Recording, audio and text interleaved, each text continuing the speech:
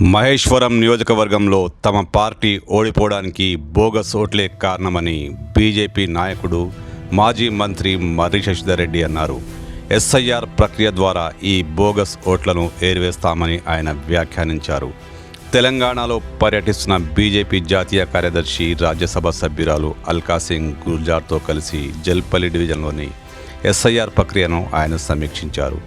ఈ సందర్భంగా ఆయన మీడియాతో మాట్లాడారు. ఇది చాలా కీలకమైనటువంటి ప్రక్రియ.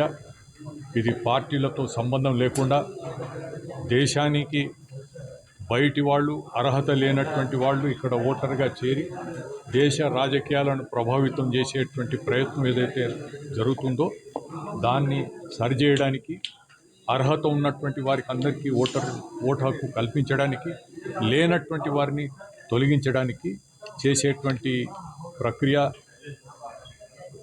భారతీయ జనతా పార్టీ కూడా దీంట్లో ప్రత్యేకంగా మేము చాలా చోట్ల కేవలం భారతీయ జనతా పార్టీ వాళ్ళే కష్టపడి పనిచేస్తున్నారు, BLA 2గా అనేటువంటి అధికారులు కూడా చెప్పడం జరుగుతుంది.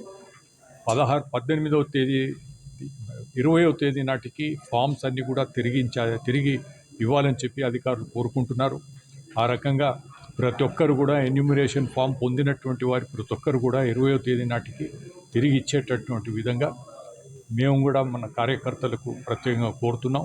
ఎక్కడ అంతకు మించి ఆలస్యం కాకుండా చూడాల్సినటువంటి అవసరం ఉంది.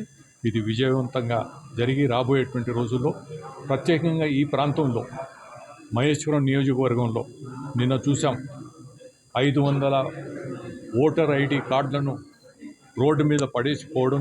ఇది దేనికి సంకేతం అని చెప్పి ఒకసారి ప్రజలు ఆలోచన చేయాలి. ఏ విధంగానైతే దేశ వ్యతిరేక శక్తులు భారతీయ జనతా పార్టీకి ఎదుర్కోవడానికి